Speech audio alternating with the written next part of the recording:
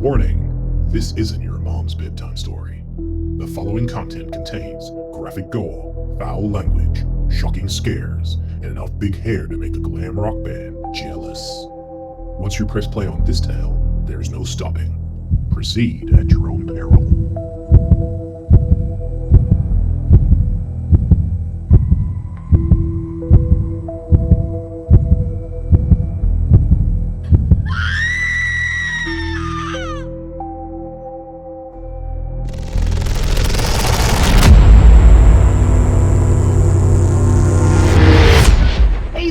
Kids, must be that time again.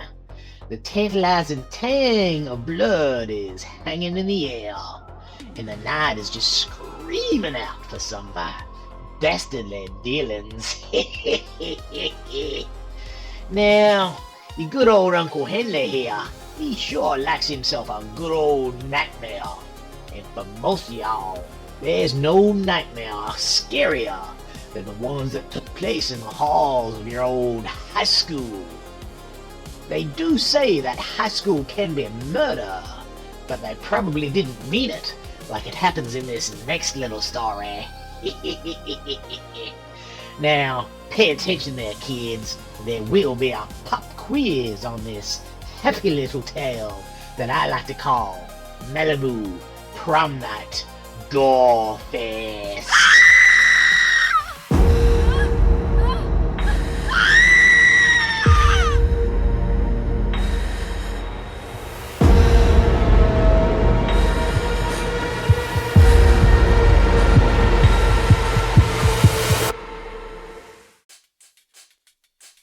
This video cassette is licensed for private home viewing only, not for use in the classroom or for performance before the public. The Motion Picture Code and Rating Administration has rated this motion picture R, restricted. Under 17 requires accompanying parent or adult guardian.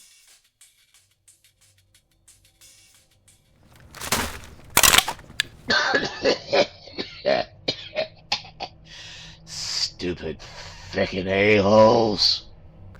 The janitor, Eugene, hated the students. He hated the teachers, too. The deputy and the principal Hogue. But he especially loathed the students. They blocked the toilets, stuck gum under the desks, stubbed out cigarettes on the walls, and scribbled profanities on the restroom doors. They deserved to die. All of them. Slow, painful, and unusual. Tonight was the worst. Prom night. He had to work late. Confetti, balloons, streamers, stupid hand-painted banners. Eugene hated confetti. He'd be stuck after midnight sweeping up confetti and cleaning up vomit. He stabbed a Pepsi can with the trash spike and stuck it in the garbage bag, limping across the car park, dragging his bad leg. There was that punk girl and the French exchange student. He never bothered to learn their names. They were smoking Gaulois cigarettes and whispering. Always whispering something. Eugene hobbled into the school, shoving balloons and streamers out the way. He ignored Miss Huggins, the school librarian, wishing him a good evening. Noxious red punch pooled on the floor, students hanging around lockers, giggling.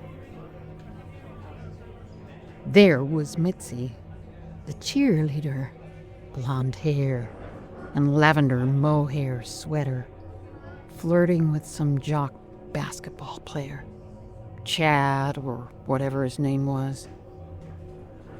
Her ex-boyfriend, Trent, was staring daggers from down the hall. Ex-boyfriend, ex-quarterback, ex-somebody. Recent nobody. Trent had been a bully since elementary school. Toxic.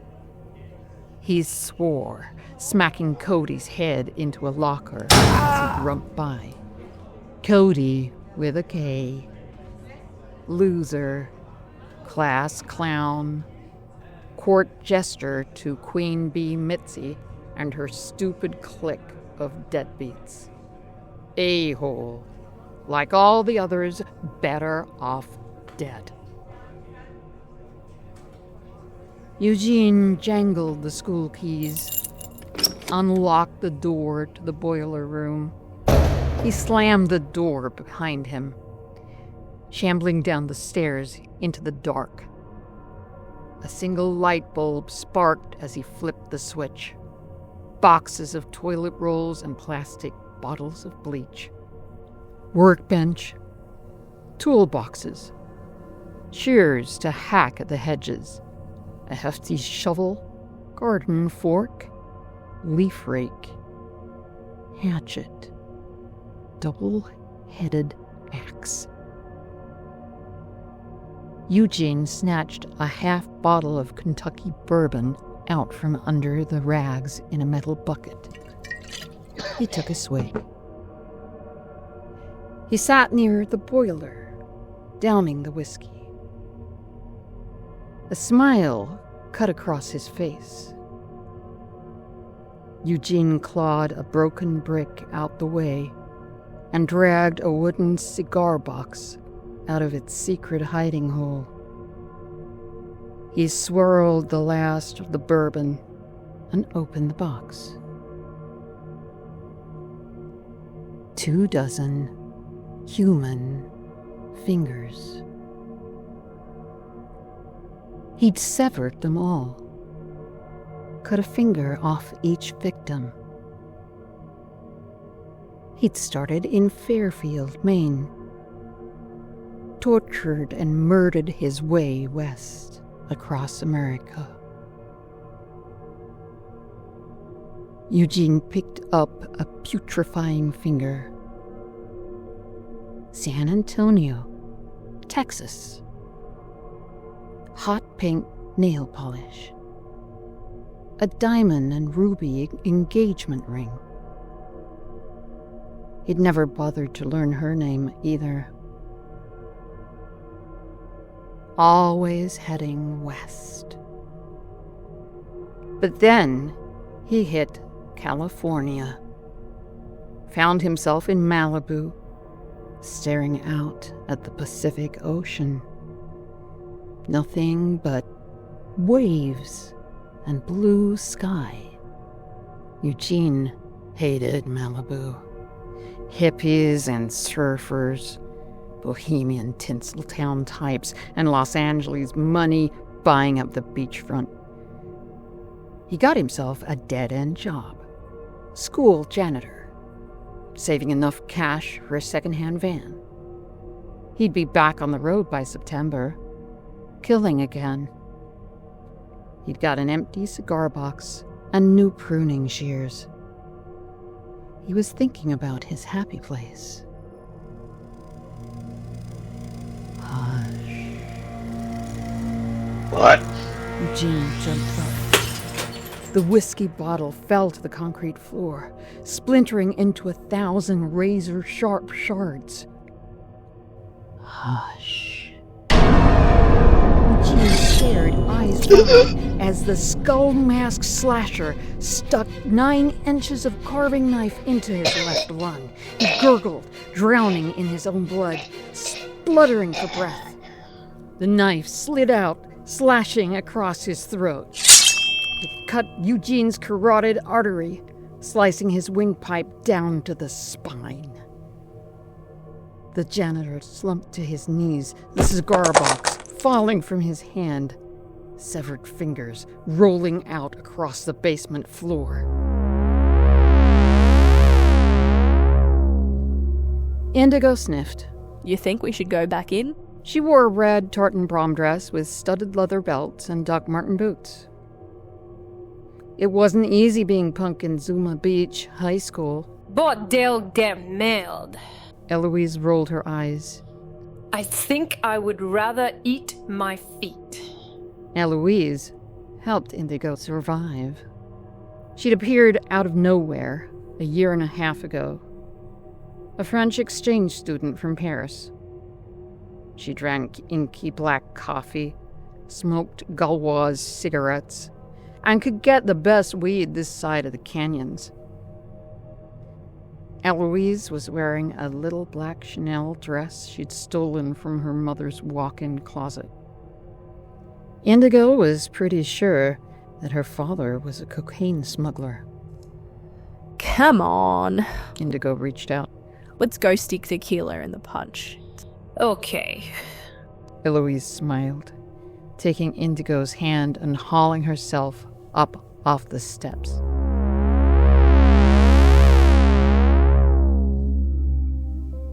Cody with a K hadn't expected to die in high school.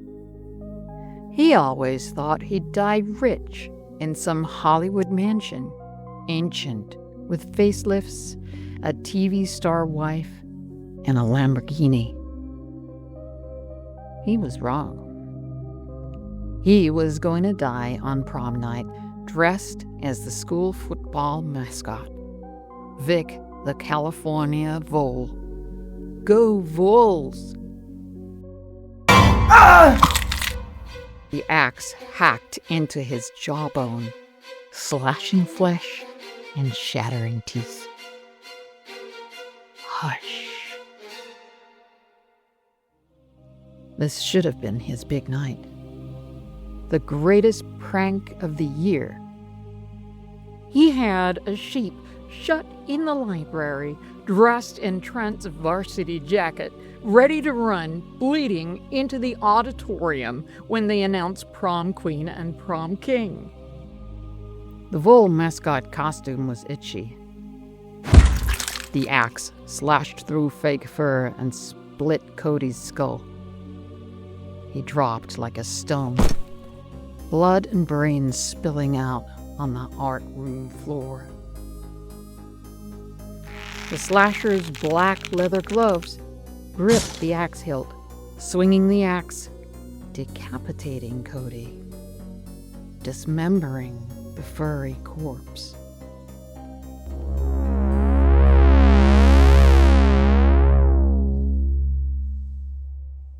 We can do this. Indigo held Eloise's hand tight as they neared the doors to the auditorium. Footloose by Kenny Loggins echoed down the hall. They heard a thud as the DJ fumbled the next record. In Excess, Need You Tonight. Eloise pushed the door. It was far worse than she could have imagined. Disco lights were swirling. The smoke machine was belching out wisps of smoke. A luminous sign screamed, "Party!" in green neon. Half the high school seniors were dancing. The other half were lurking in the shadows, drinking, gossiping, trying to vanish, or furtively staring round the room. Trent stumbled past, smacking into Indigo's shoulder, growling as he stormed out. Ah! Jesus! Indigo rubbed her shoulder, glaring at the back of Trent's head. Joke, dumbass. Trent didn't hear. He raged down the hall, fingers curling into fists. He'd find Mitzi and smash that loser Chad's face in. He kicked open the door to the cafeteria. He had to be around somewhere. Eloise kept an eye out as Indigo poured a quarter bottle of Jose Cuervo tequila into the punch. She snatched 2 paper cups. Hey! Arriba, honey! Indigo handed a cup of punch to Eloise. The DJ dropped the needle. It bounced, scratching, playing Prince's Let's Go Crazy.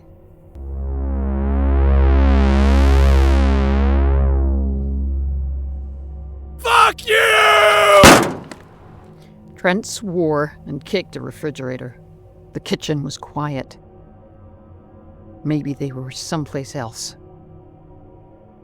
Hush. Huh? Trent spun about. He saw a dark red costume, scarlet cloak, crimson waistcoat, white skull mask. He barely saw the hammer as it flew at his face, cracking his skull 2 inches above his left eye. Trent crumpled like a hog in a slaughterhouse, eyes twitching, legs and arms flailing. Hush. The slasher hit him again, harder, denting the side of his head. Trent flinched, drooling as the slasher dragged him across the kitchen.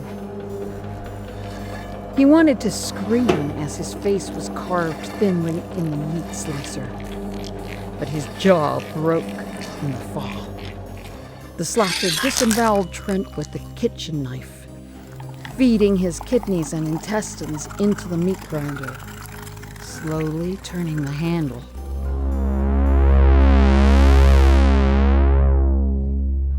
Where's Mity? Indigo frowned. Can't crown a prom queen if she's a no-show. Maybe Eloise said. she finally grew a brain and split. Indigo nodded. I like that thinking.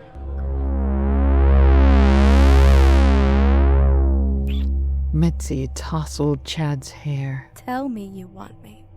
She breathed in his ear. Oh, yeah, you know I do, baby. Tell me you'd do anything for me. Mity whispered. Go on. Say it. Chad fumbled with the zip on Mitzi's prom dress. Hush.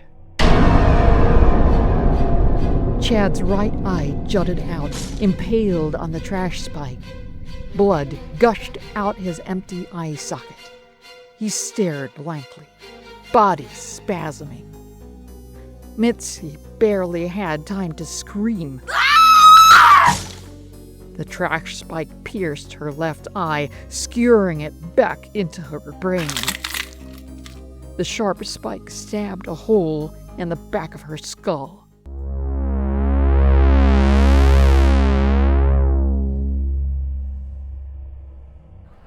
Indigo and Eloise knocked back the dregs of their punch. Billy Idol's White Wedding was playing. Let's go. Indigo took Eloise's hand and led her out the auditorium doors. The hall was quiet. Rows of lockers, prom night banners, a lurid trail of blood on the floor. Oh, Eloise squeezed Indigo's hand. do you see that? See what? Indigo was oblivious. Blood. Eloise edged closer. There's blood, and not of blood. Oh. Indigo blinked, staring down at the blood trail. Something is wrong. Eloise said. Like Friday the 13th, wrong. Silent Night, Deadly Night, wrong. Chopping mall wrong? Indigo squeaked. Yeah. Eloise nodded. Halloween and Terror Train, wrong. Oh. Indigo, Eloise said. hit the fire alarm. Indigo didn't hesitate. She ran to the wall, broke the glass, and pulled the fire alarm. Eloise wrapped her sweater around her fist and punched through the glass covering the hose and the fire axe. She snatched the fire axe with both hands. "Oh my goodness," Miss Huggins whimpered. "Oh my goodness." Eloise spun around, raising the axe. "Help me!" Miss Huggins, the school librarian, stood quivering in the hall, her pink cardigan splattered with blood. "They're all dead." Principal Hogue shoved the auditorium doors open, teachers and senior students at his back. He saw the librarian, hands raised, dripping blood, and the French exchange student wielding an axe. What in the prickly hell? He started to shout. No! Indigo yelled, waving her hands about. It's not like that. Miss Huggins shook her head. No, it wasn't the girls. You have to see. The blood trail led down the stairs into the boiler room. Blood dripped from the light bulb. Dear God. Principal Hogue shuddered. Cody's decapitated head was jammed into a woodworking vise. Pieces of furry vole mascot hung from hooks. Mity and Chad lay in a pool of blood, their faces speared together. Stainless steel bowls full of Trent sat on the bench. Entrails and organs, eyeballs, peeled skin, and his perfectly trimmed hair. Look, Miss Huggins said. It was him. He killed them all. A body sat, slumped, by the incinerator, dressed in a dark red costume with a scarlet cloak and a blood-stained white skull mask. The kitchen carving knife jutting out of his heart. Edgar Allan Poe's The Mask of the Red Death. Miss Huggins tore off the mask. It was Eugene, the janitor. What? Principal Hogue gasped. Eugene? See, there. He had a cigar box full of fingers. Miss Huggins pointed at the severed fingers on the boiler room floor. Indigo was frowning. What is it? Eloise said. But it doesn't make any sense. Indigo's brain was whirling. In the library, you gave me a book about serial killers. Ted Bundy, Gacy, Berkowitz. What does this have to do with anything? Principal Hogue snapped. Shut your face.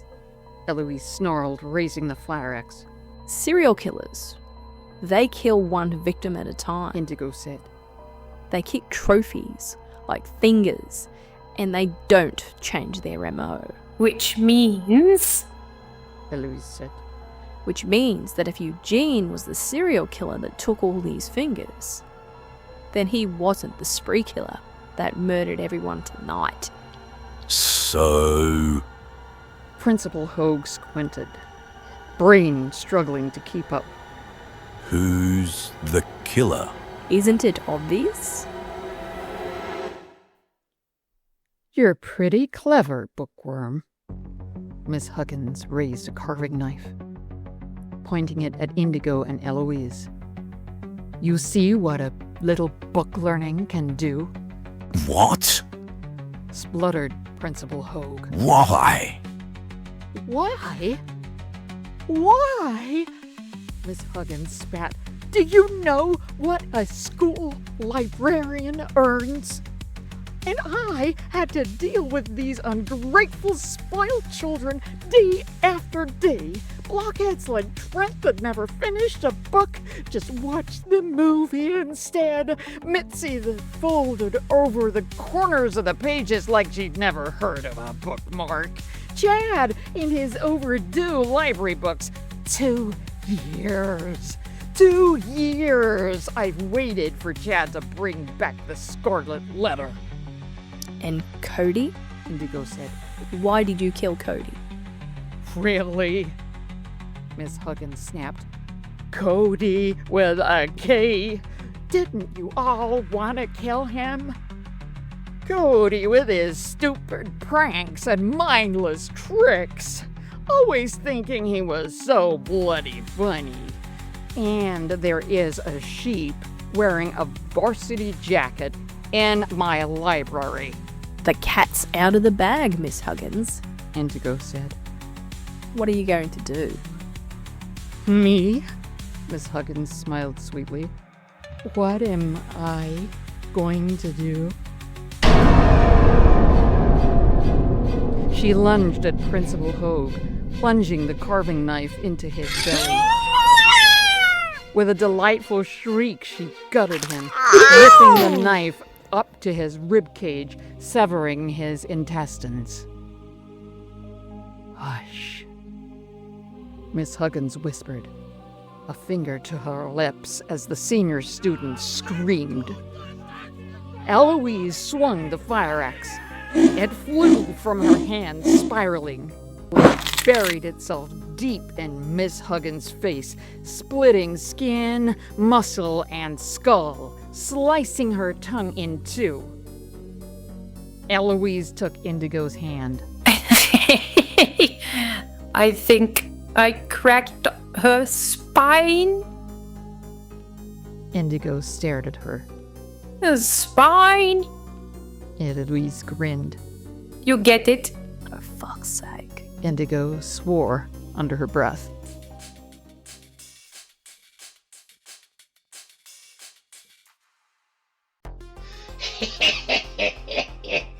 Cracked her spine. That's a good one. Ooh, I do like that French girl. Well now, that one put a big old smile on your Uncle Henley's face. Killing is fun, sure, but when you start cracking out the puns, it just positively slays me. Ooh, good times, good times. But they ain't over yet, kids. Your Uncle Henley still has plenty more delightful Betty Bye stories to share with y'all. You just go on and not off to sleep now, you hear? And your Uncle Henley will be there keeping watch. From your closet, under your bed, and even in your nightmares. Until next time, kids. Crack the spine.